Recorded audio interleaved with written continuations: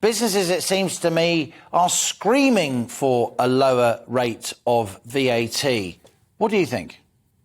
Well, they are, of course. And actually, I'm finding in the businesses I'm involved in, Liam, that the biggest problem right now is sentiment. So there's a lot of hesitation because, of course, people are sitting on the sidelines now wondering when and if, and probably when, we enter recession. And, of course, when it comes to big orders and big contract commitments and big spending by business, they're much less likely to go and commit to those costs and those long-term commitments if there's potentially a recession around the corner. So I think I'm kind of rather, I was going to say surprised about this government's hesitation on this, but I suppose we shouldn't be too surprised about this government's inability to do the right thing often, frankly. And I would say that the VAT reduction is undoubtedly something that is an obvious thing to implement. But I would also suggest, though, that cutting fuel duty temporarily also would be a real magic bullet, wouldn't it? I mean, particularly as, VAT is actually set on fuel duty itself.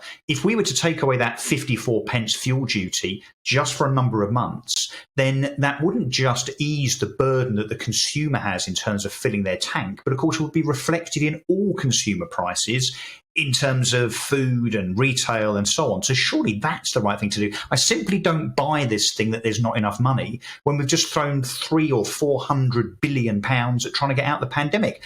A recession, as I think history will show us, a recession is far, far more expensive in the long term than not doing something to avoid the recession, and indeed far more expensive than the pandemic itself, in my book.